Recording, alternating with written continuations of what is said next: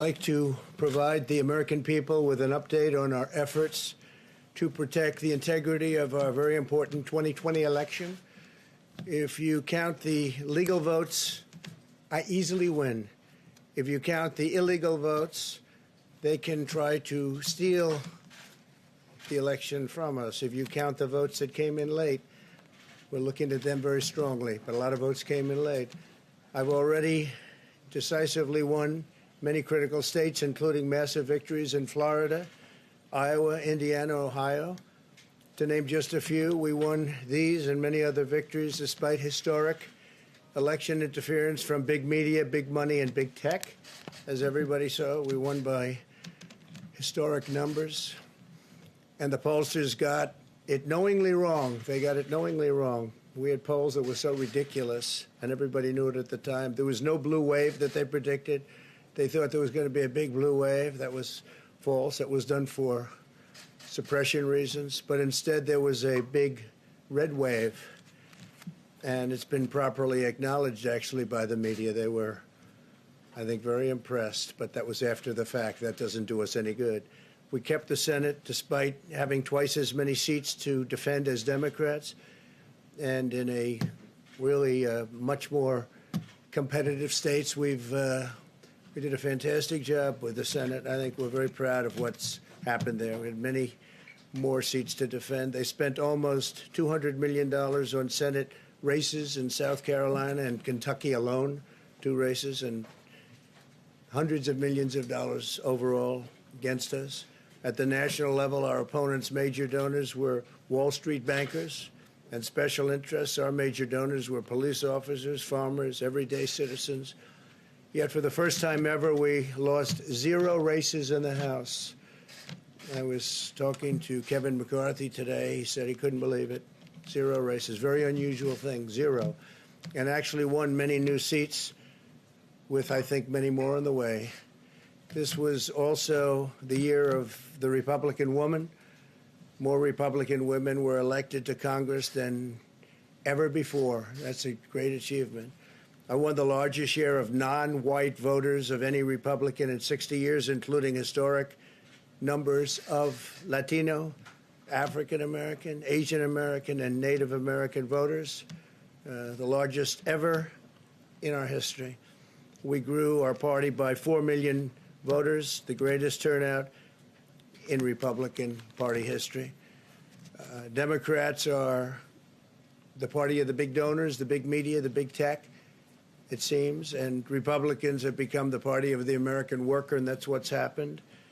And we're also, I believe, the party of inclusion. As everyone now recognizes, media polling was election interference in the truest sense of that word by powerful special interests. These really phony polls, I have to call them phony polls, fake polls, were designed to keep our voters at home, create the illusion of momentum for Mr. Biden, and diminish Republicans' ability to raise funds. They were what's called suppression polls. Everyone knows that now. And it's never been used to the extent that it's been used on this last election. To highlight just a few examples, the day before election, Quinnipiac, which was wrong on every occasion that I know of, had Joe Biden up by 5 points in Florida, and they were off by 8.4 points, and I won Florida easily. So they had me losing Florida by a lot, and I ended up winning Florida by a lot. Other than that, they were very accurate.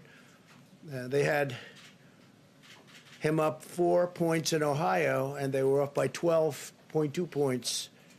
And I also won Ohio, great state of Ohio, very easily. The Washington Post had Biden up 17 points in Wisconsin, and it was basically even. They were off by about 17 points. And they knew that. They're not stupid people. They knew that. Suppression. There are now only a few states yet to be decided in the presidential race.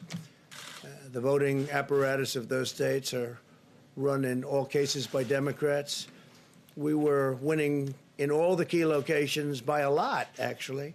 And then our numbers started miraculously getting whittled away in secret, and they wouldn't allow legally permissible observers. We went to court in a couple of instances, and we were able to get the observers put in. And when the observers got there, they wanted them 60, 70 feet away, 80 feet, 100 feet away, or outside the building to observe people inside the building.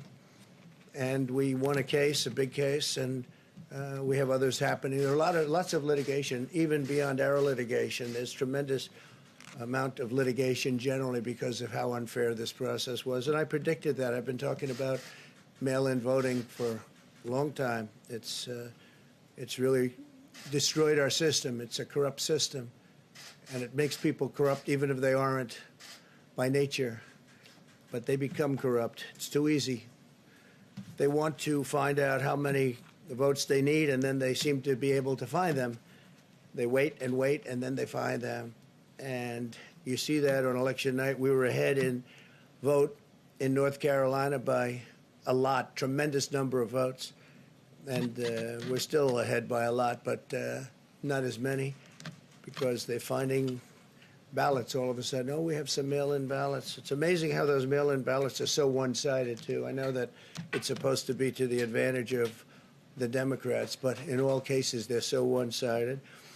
We were up by nearly 700,000 votes in Pennsylvania. I won Pennsylvania by a lot, and that gets whittled down to, I think they said now we're up by 90,000 votes, and they'll keep coming and coming and coming. They find them all over, and they don't want us to have any observers, although we won a court case. The judge said you have to have observers. Likewise in Georgia, and they're appealing. Actually, they're appealing. We won a case that we want people to watch, and we want observers, and they're actually appealing, which is sort of interesting. I wonder why they'd appeal, that all we want to do is have people watch as they do the vote tabulations. Likewise in Georgia, I won by a lot, with a lead of over getting close to 300,000 votes on election night in Georgia. And by the way, got whittled down, and now it's getting to be to a point where I'll go from winning by a lot to perhaps being even down a little bit.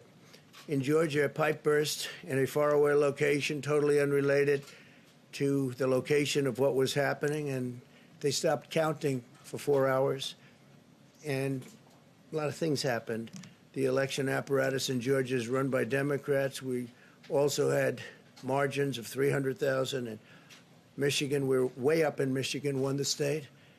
And in Wisconsin, we did likewise fantastically well. And that got whittled down. In every case, they got whittled down. Today, we're on track to win Arizona. We only need to carry, I guess, 55% of the remaining vote, 55% margins. And that's a margin that we've significantly exceeded. So we'll see what happens with that. But we're on track to do okay in Arizona. Our goal is to defend the integrity of the election. We'll not allow the corruption to steal such an important election, or any election for that matter.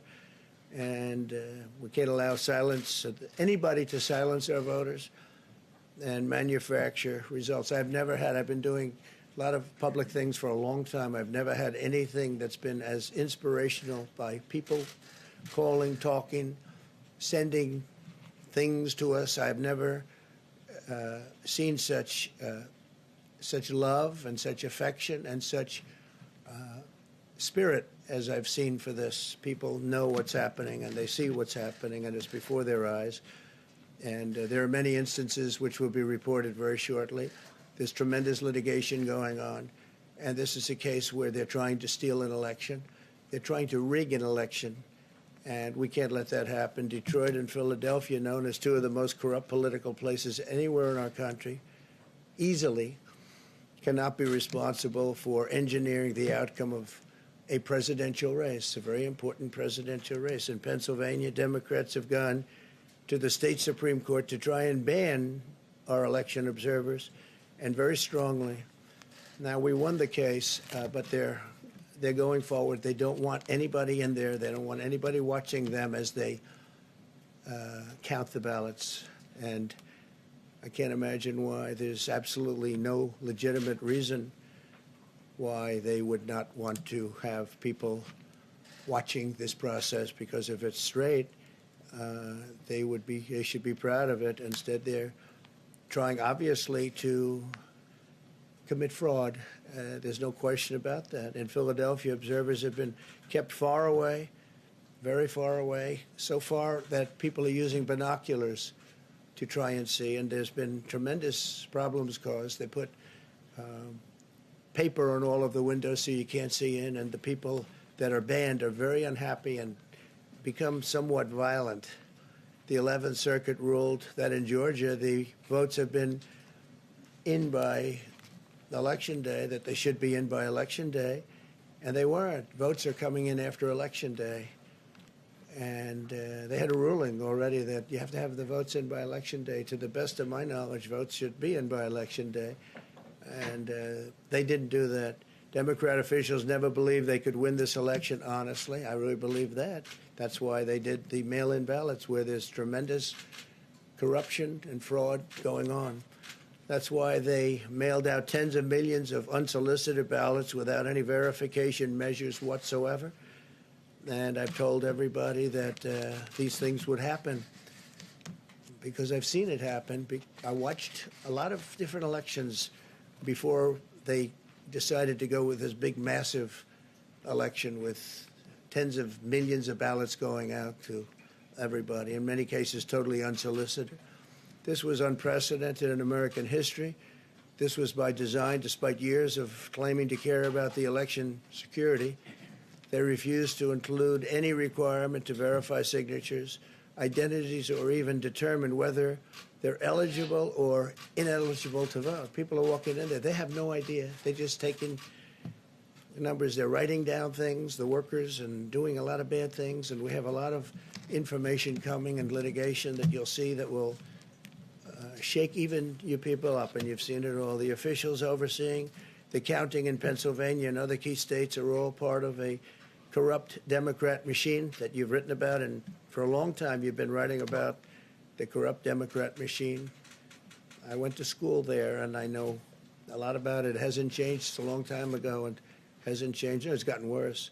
In Pennsylvania, partisan Democrats have allowed ballots in the state to be received 3 days after the election, and we think much more than that. And they're counting those without even postmarks or any identification whatsoever. So you don't have postmarks, you don't have identification. There have been a number of disturbing irregularities across the nation. Our campaign has been denied access to observe any counting in Detroit. Detroit is another place, and I wouldn't say it has the best reputation for election integrity.